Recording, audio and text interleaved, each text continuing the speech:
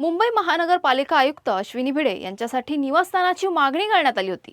मात्र अद्यापही निवासस्थान उपलब्ध झालं नसल्याची माहिती समोर आली आहे. बंगला नको, मात्र निवासस्थान मिळाल्यास नागरिकांच्या कामासाठी अधिक वेळ देता येईल अशी भूमिका व्यक्त करण्यात आली आहे.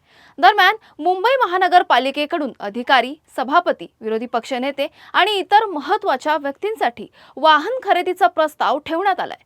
मात्र या प्रस्तावातून कोणत्याही प्रकारची पैशांची उधळपट्टी करण्याचा महापालिकेचा हेतू नसल्याचं उपमहापौर संजय घाडी यांनी स्पष्ट केलंय आणि त्यांच्याशी बातचीत केली आहे आमचे प्रतिनिधी संतोष मोरे यांनी. पाहूयात. मुंबईतील रस्त्यांमुळे परेशान असल्यामुळे मुंबई जवळ बंगला देण्यात यावा अशी मागणी उपमहापौर संजय घाडी यांनी केली होती. मात्र तो बंगला आता दुसऱ्यांना देण्यात आलेला आहे, दुसऱ्या अधिकाऱ्यांना देण्यात आलेला आहे. त्यावर बातचीत करण्यासाठी आपल्यासोबत आहे उपमहापौर संजय घाडी. तुम्ही मागणी केली होती आयुक्तांकडे, मात्र ती मागणी कुठेतरी फेटाळून दुसऱ्या अधिकाऱ्यांना ते बंगला देण्यात आलेला आहे. तुम्हाला यावर काय वाटतं? नाही, हा प्रशासनाचा निर्णय आहे. जो बंगला रिक्त होता तो आमच्या अतिरिक्त आयुक्त जोशी मॅडम ज्यांची बदली झाली त्या तिथे राहत होत्या आणि त्यांनी तिथून त्यांची बदली झाल्याच्या नंतर हा बंगला रिक्त होता आणि तो आपण मागणी केली होती आणि त्याच्यानंतर प्रशासनाने अतिरिक्त आयुक्त ढाकणे साहेब आहेत ह्यांना तो बंगला अलॉट केला. त्यामुळे या विषयाला तिथेच आता फुल स्टॉप आला असं आपण म्हणू. या व्यतिरिक्त मी आयुक्त मॅडमनाही म्हटलं होतं की आपल्या जलविभागाचे काही बंगले असतील किंवा बंगल्याची गरज नाही, निवासस्थान असेल छोटे मोठे, तर उपमहापौर किंवा विरोधी पक्षनेते आणि त्यांनी विरोधी पक्षनेत्यांनी इथे पत्र दिलेलं आहे. तो विना खर्च करता मुंबई महानगरपालिकेचं हे निवासस्थान उपलब्ध होत असेल तर द्यायला काही हरकत नाही असं त्यांना आपण मागितलं होतं. मात्र यावर आयुक्तांना आता काय उत्तर दिलं? कारण की तुम्हाला दहिसरहून इथे याला जो त्रास होतो, जे ट्रॅफिकचा जो परेशानी तुम्हाला जी जाणवत आहे, तर त्यानंतर तुम्हाला महापौर म्हणजे आयुक्तांकडून काय उत्तर आलं आणि तुम्ही दुसऱ्या कोणत्या बंगल्याची अलॉटमेंट मागण्याची मागणी केलेली आहे? अजून आपण मी पत्र दिलं त्याला, त्यांनी लेखी उत्तर दिलं नाही. मी त्याची प्रतीक्षा करतो म्हणजे आपल्याला अगदी ठोसपणाने त्यांची कारण आपल्याला माहिती पडू शकते.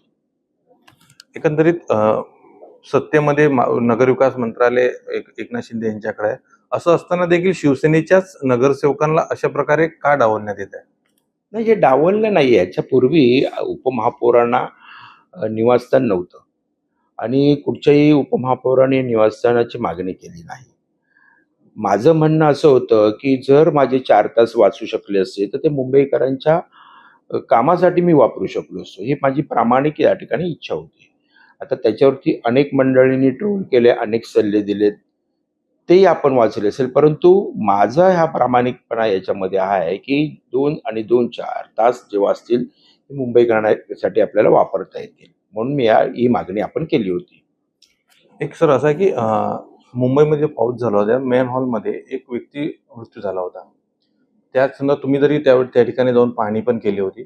मात्र अद्यापही तो चौकशीचा जो अहवाल आहे तो आलेला नाही. त्यावेळेस सांगण्यात तातडीने 8 दिवसामध्ये 15 दिवसामध्ये हा अहवाल देण्यात येणार. मात्र 1 महिना उलटून गेला, मात्र अद्यापही तो अहवाल काही आलेला नाही.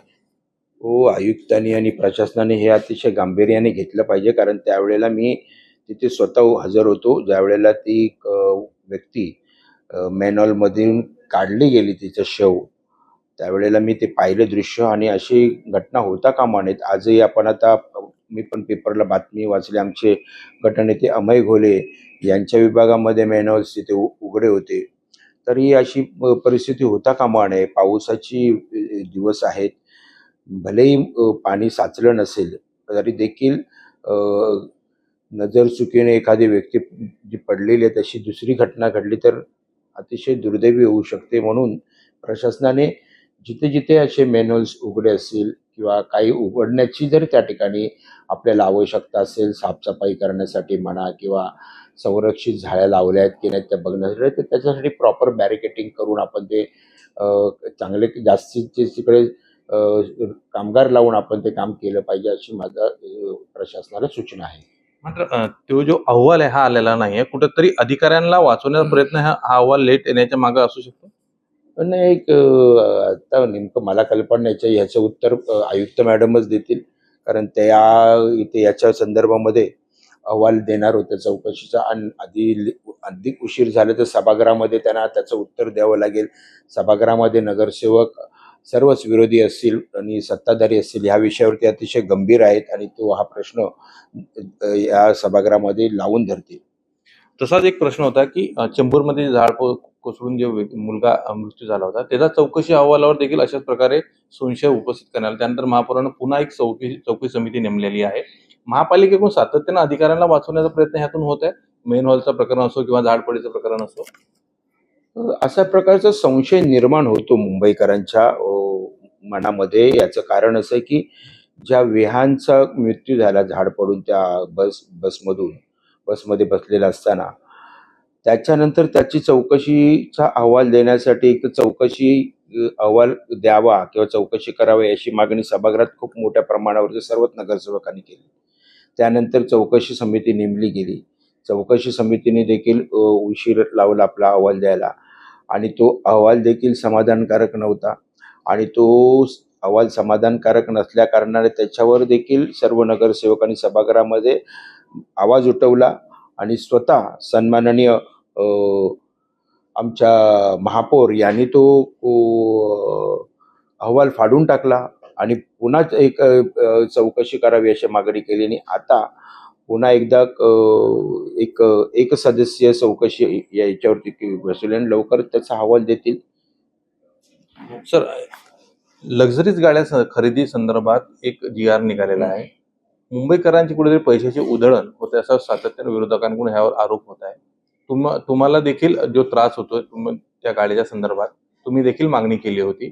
मात्र अशा प्रकारे जो आरोप होत आहे ह्याला कसं पाहतात? नाही, हा चुकीचा आरोप आहे आणि हा विषयच कळला नाही. हा विषय असा आहे की हा प्रस्ताव जो आलाय हा 6 इनोव्हा क्रिस्टा गाड्या याचा प्रस्ताव आला आणि ह्या कोणाला द्यायच्या होत्या? ह्या जे 6 सहाय्यक आयुक्त आहेत, S ward, N ward, E ward आणि इतर, ह्यांच्याकडे जुन्या गाड्या आहेत 10 वर्षापूर्वीच्या, त्यांच्या ऐवजी ह्या गाड्या देण्याचा प्रस्ताव होता. हा पूर्वी स्कॉर्पिओचा होता, पण ते स्कॉर्पिओ अवेलेबिलिटी नसेल किंवा स्कॉर्पिओपेक्षा इनोव्हा घ्यावा असं प्रशासनाला वाटलं, त्यामुळे हा प्रस्ताव आला.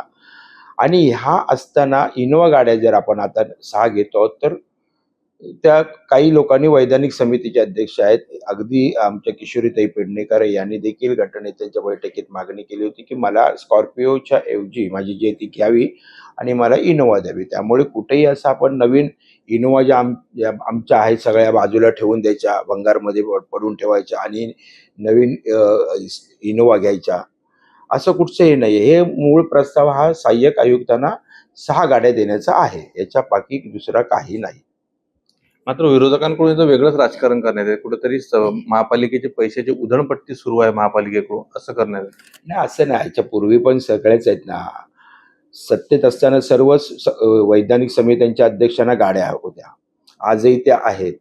महापौरांना, आयुक्तांना, अतिरिक्त आयुक्त, उपआयुक्त, अगदी वॉर्ड ऑफिसर, त्याच्या खाली हेड ऑफ द डिपार्टमेंट्स असतील, त्यांना सगळ्यांना महानगरपालिकेच्या गाड्या आहेत. मग त्या भाडेतत्वावरती आहेत किंवा काही महानगरपालिकेने स्वतः परचेस केलेल्या आहेत. त्यामुळे हे काही नवीन नाही आहे. आता या जुन्या झालेल्या गाड्यांच्या ऐवजी ह्या नवीन गाड्या घेतल्यात, हाच एवढाच प्रस्ताव आहे. मुंबई महानगरपालिकेचे 200 पेक्षा अधिक कर्मचाऱ्यांवर एसीबीची धाड पडली होती. मात्र त्यातले 100 पेक्षा अधिक कर्मचारी अद्यापही त्यांच्यावर कारवाई झालेली नाहीये. कसं पाहता? कारण की ज्या प्रकारे कारवाई होते आणि काही अधिकारी तर असे आहेत ज्यांना कोविड काळामध्ये पुन्हा घेण्यात आलेला आहे. हो, मलाही आता ही मीडियाच्या माध्यमातून ही माहिती मिळाली की 212 जणांवरती एसीबीची कारवाई या ठिकाणी चालू होती आणि त्याच्यापैकी 112 लोक अजूनही सेवेमध्ये आहेत आणि त्यातले एक ताशी की कोविडमध्ये 24 लोकांना जे निलंबित झाले होते त्यांना परत कोविडमध्ये कामावरती घेतलं, कारण का की मॅनपॉवर कमी आहे असं कारण दाखवून ते त्यांना रुजू केलेलं आहे. ही बाब अतिशय गंभीर आहे.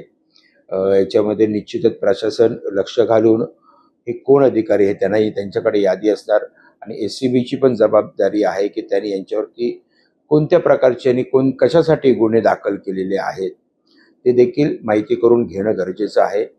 निश्चितपणानं मी आयुक्त मॅडमना आणि संबंधित अधिकाऱ्यांकडून ही माहिती घेईन.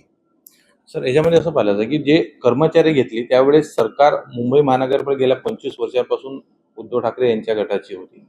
राज्य सरकार पण त्यांचं होतं. कुठेतरी हे अधिकारी त्यांच्या संपर्कातले होते जे त्यांना 27 जणांना जे पुन्हा घेण्यात आलं असं वाटते. कारण तुम्ही त्यावेळेस शिवसेनेत होता.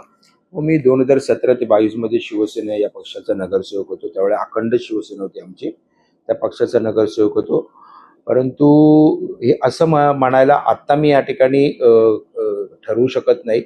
कारण याची माहिती पूर्ण आली पाहिजे. कोणत्या सालामध्ये हे अधिकारी वरती गुन्हे दाखल केले गेले आणि कोणत्या कारणांसाठी गुन्हे दाखल केले आणि त्यांच्या मागे कोणाचा वरदहस्त आहे हे आपल्याला तपासावं लागेल.